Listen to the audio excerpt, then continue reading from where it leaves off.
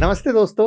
अगर आप stock market में इन्वेस्ट करना चाहते हैं लेकिन इंडिविजुअल स्टॉक का रिस्क नहीं लेना चाहते तो आज की वीडियो में हम बहुत ही प्यारी बात करने वाले हैं टॉप 5 ईटीएफ के बारे में। हो सकता है आपने बहुत सारे ईटीएफ के बारे में सुना हो, बट ये जो ईटीएफ के बारे में बता रहा हूँ बिल्कुल अलग है, क्योंकि इसमें मैं खुद इन्वेस्ट करता हूँ। जी हाँ, तो वन बाय वन समझेंगे इन टॉप 5 ईटीएफ के बारे में, इनके लो कॉस्ट के बारे में, डाइवर्सिफिकेशन के बारे में, लॉन्ग टर्म वेल्थ क्रिएशन के बारे में, जहां पर हम देखेंगे top holding, performance, sector risk, valuation, best ETF कौन से हैं, किस एमसी से हैं, expense ratio, liquidity tracking error और एंड में बोनस टिप पे। वीडियो को लास्ट तक देखिएगा और अगर वैल्यू लगे तो लाइक और सब्सक्राइब जरूर कर लीजिएगा।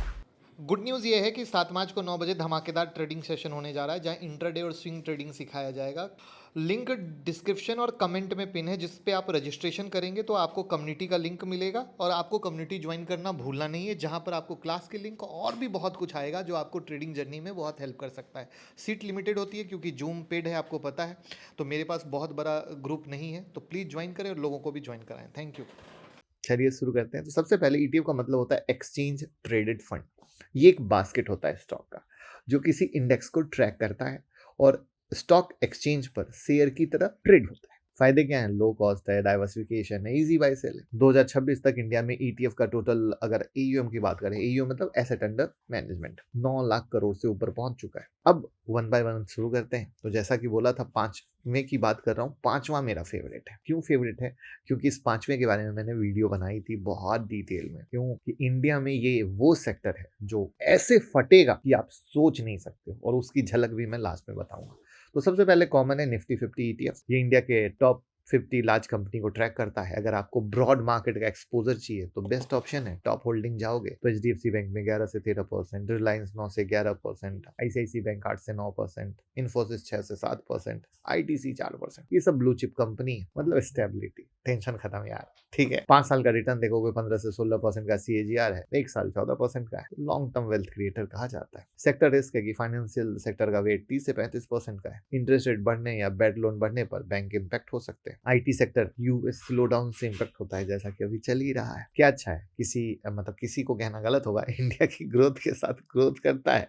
डाइवर्सिफिकेशन सुपर सॉलिड है और स्टेबल डिविडेंड है। वैल्यूएशन पे आओगे तो पी 22-24 पे है आज के हिसाब से, क्योंकि मार्केट गिरा हुआ है। फेयर वैल्यूएशन है, ना महंगा ना सस्ता। और अगर आप देखने जाओगे तो एसबीआई का निफ्टी ईटीएफ है, एयूएम 2.15 लाख करोड़ का है। निपॉन इंडिया का निफ्टी 20 है, ठीक है, और यूटीआई का है। तो यहाँ पर एसबीआई वाले में लिक्विडिटी जाता है। अगर एक्स्ट्रा एंगल देखते हैं, जैसे मैंने बात की थी एक्सपेंस रेशियो के बारे में, तो 0.04 से 0.05% का है। ट्रैकिंग एरर लेस देन 0.1% है। लिक्विडिटी बहुत है, जो बहुत अच्छी बात होती है, ठीक है। तो बिगनर के लिए परफेक्ट ईटीएफ है। दूसरा आता है सेंसेक्स का। ये सेंसेक्स ईटीएफ बीएससी के टॉप 30 कंपनी को ट्रैक करता है। निफ्टी से थोड़ा सा ज्यादा कॉन्सेंट्रेटेड हो गया, क्योंकि वहां 50, यहाँ 30। टॉप होल्डिंग एचडीएफसी बैंक का 13%, रिलायंस का 11%, आईसीआईसी बैंक का 9%, इन्फोसिस का 7%, टीसीएस का 5%। परफॉर्मेंस देखोगे तो 5 साल का 14.8%, 1 साल का 12%। निफ्टी से थोड़ा less volatile. Again risk financial 35% का है वेटेज, और कॉन्सेंट्रेशन रिस्क ज्यादा है क्योंकि सिर्फ 30 स्टॉक है। पॉजिटिव है कि मैच्योर कंपनी है, वैसे ही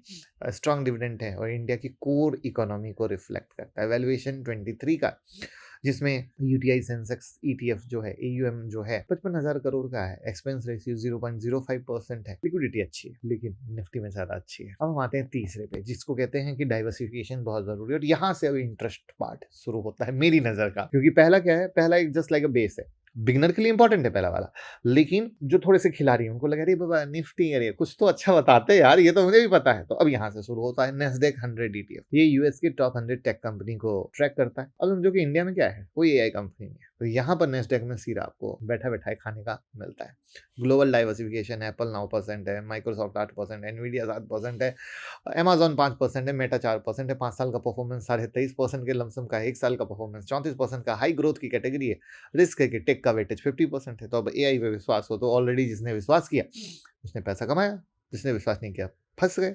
या रह गए। जैसे एग्जांपल के लिए अभी एआई बबल बोला जाता है, तो सबकी अपनी अपनी सोच है, राइट। यूएस रेगुलेशन है, करेंसी रिस्क है यूएसडीआईएनआर का, बट पॉजिटिव क्या है, इनोवेशन, सीधा इनोवेशन में, मतलब जितना भी टेक का इनोवेशन है इधर ही है। ग्लोबल डाइवर्सिफिकेशन है, high long term growth potential है, P30 का हाई है, बट ग्रोथ का पोटेंशियल मिलता है क्योंकि इनोवेशन यहीं पर आता है। यहाँ पर अवेलेबल ईटीएफ में चले जाओगे, Motilal Oswal Nasdaq ETF AUM 8 से 10,000 करोड़ का है। मीरा एसेट का नेस्डेक ईटीएफ है, एक्सपेंस रेशियो 0.5% का है, लिक्विडिटी अच्छा है। अब इसका नेक्स्ट है CPSC ETF या Bharat 22, government company focused ETF है। अब CPSC में टॉप होल्डिंग क्या हो गई, BEL 20%, NTPC 20%, power grid 16%, ONGC 15%, कोल इंडिया 14%, एनर्जी प्लस डिफेंस, आई बात समझ, 5 साल का 34.8%, 1 साल का 30%, ठीक है। तो मजा आ रहा है, गवर्नमेंट पॉलिसी डिपेंडेंसी है, ये रिस्क है। PSU पे आते ही एक सवाल अपने आप खड़ा हो जाता है, रिस्क है, ऑयल प्राइस का रिस्क है।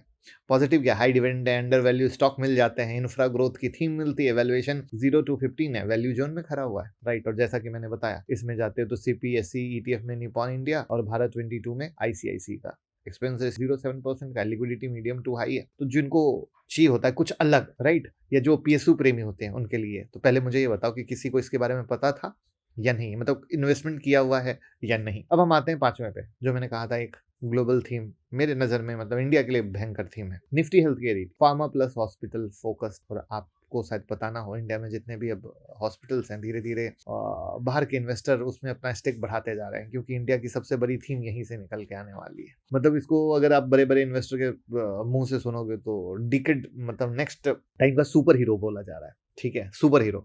टॉप होल्डिंग सन फार्मा में 18% है, डिवीज में 8% है, सिप्ला में 8% है, डॉक्टर रेड्डी में 8% है, अपोलो हॉस्पिटल में 8% है, मैक्स हेल्थ केयर में 8% है, ठीक है। एक साल का देखोगे तो 16 से 20% है। रिस्क है कि भैया ड्रग प्राइसिंग रेगुलेशन चलता है, पेटेंट एक्सपायरी है, ग्लोबल कॉम्पिटिशन है, पॉजिटिव है कि एजिंग पॉपुलेशन है, फार्मा एक्सपोर्ट का ग्रोथ है, हेल्थ केयर की डिमांड बढ़ रही है, वैल्यूएशन 40 से 50 का है, ग्रोथ का प्रीमियम है, और महंगा बट टेक टाइम बट हो सकता है। तो अभी देखो इसमें उतनी लिक्विडिटी है नहीं। ICICI प्रू हेल्थ केयर का ETF है 135 करोड़ का है, क्यों, क्योंकि लोगों की ध्यान अभी यहाँ पर है नहीं, तो लिक्विडिटी इंप्रूव हो रही है, एक्सपेंस भी 0.15 का है, तो धीरे धीरे होएगा, बट मुझे पर्सनली लगता है कि हेल्थ केयर होएगा, सबसे अच्छा होएगा, जिसपे मैंने बहुत डिटेल वीडियो भी बनाई थी हर एक सेक्टर को, हेल्थ केयर को तोड़ते हुए। आई होप आपने देखी होगी, और इसलिए बोलता हूँ फॉलो करोगे तो सब देख पाओगे। देखिए ETF लेने के पहले क्या क्या चेक करना होता है पता है, एक्सपेंस रेशियो, ट्रैकिंग एरर लो होना चाहिए, लिक्विडिटी हाई होनी चाहिए, AUM जितना ज्यादा बिग होता है स्टेबल होता है, ठीक है। उसके बाद आप जिनसे भी ले रहे हो, जैसे SBI, UTI, ICICI, मतलब दिग्गज नाम से लेने का, ठीक है। और टैक्सेशन आपको पता ही होना चाहिए। तो ये चीजें हैं जिससे कि आप सही दिशा में जा पाते हो। तो दोस्तों ये है इंडिया के टॉप 5 ETF, जहाँ पे मेरे को थॉट प्रोसेस लगा, क्योंकि ETF काफी सारे हैं, ठीक है, जहाँ पे मेरी भी इन्वेस्टमेंट है। तो याद रखिए कि इन्वेस्टिंग में रिस्क होता है, डिसीजन लेने से पहले फाइनेंशियल एडवाइजर से जरूर कंसल्ट करें, और कमेंट में बताएं आपका फेवरेट ETF कौन है। और वीडियो अच्छा लगा तो लाइक करें, शेयर करें, सब्सक्राइब करें, बेल आइकॉन प्रेस करें। मिलता हूँ अगले वीडियो में, थैंक यू। और इसी तरह का फंडामेंटल आप सीख सकते हैं हमारे कोर्स को ज्वाइन करके। तो फंडामेंटल एनालिसिस के कोर्स सीखने से ये सब कभी दिक्कत नहीं होगी। और हमारा कोर्स ज्वाइन करने के लिए 9708094321 पे कॉल कीजिए, जहां बिल्कुल बच्चों की तरह सिखाते हैं फंडामेंटल एनालिसिस करना। अगर मेरी वीडियो में आपको मेरी फंडामेंटल एनालिसिस पसंद आती हो तो, और उसको भी आप चाहें तो मोबाइल ऐप से भी डाउनलोड कर सकते हैं, जो आपके स्क्रीन पर दिख रहा है QR कोड से, और लिंक डिस्क्रिप्शन में। वीडियो अच्छी लगी हो तो सपोर्ट कीजिए डीमेट अकाउंट, म्यूचुअल फंड में और क्रिप्टो में इन्वेस्ट करके, लिंक डिस्क्रिप्शन और कमेंट में पिन है। Thank you.